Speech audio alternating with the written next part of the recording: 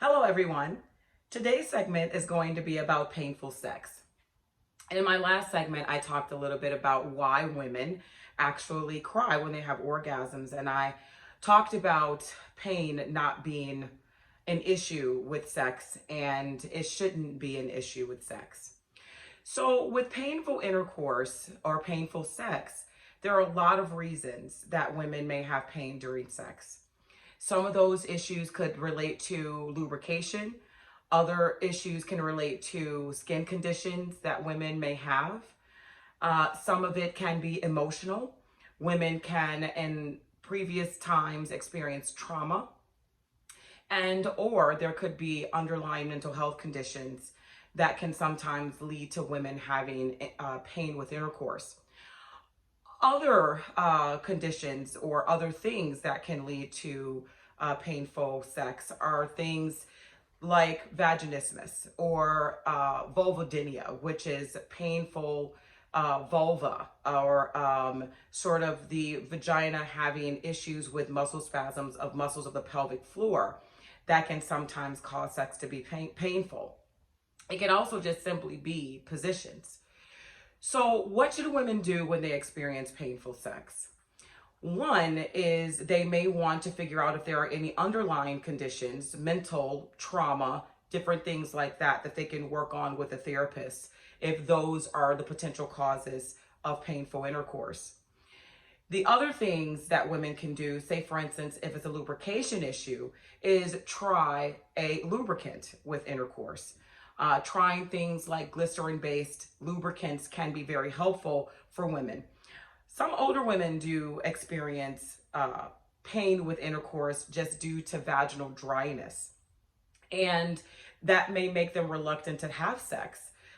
Some older women may also, and even sometimes younger women, may experience skin conditions that can lead to painful intercourse. Whenever a woman does have painful intercourse, it's really important that she seeks the help of her physician, because with the physician's help, we can determine what is leading to sex being painful. Is there an emotional piece to this? Is there some trauma related to this? Is there a lubricant issue? Is there a condition such as vaginismus or vulvodynia, or both? Whenever we have those particular issues, there are things that can happen for us to be able to help a woman. Medications, we can talk about lubrications. We can also talk about position changes. Sometimes what women may want to do, depending on the etiology of their pain, they may want to try different positions. Another thing is if there's an emotional piece to this or any underlying mental health conditions, then those things should definitely be worked on and treated. As far as things when it comes to position, then it's really going to be important for the partner or the patient's partner to help in that perspective, in that they can work with the patient in terms of being able to try different positions, try different things. Sometimes working into sex and having foreplay may also be something that can be helpful in this process not being as painful. Or if there is trauma, women may need to be a little bit more in tune with their partner in whatever way that needs to happen. There are a lot of things that can cause or lead to painful intercourse, but the most important thing is going to be talking with your physician, trying to determine what's causing this, and then trying to come up with a plan in terms of how to fix it.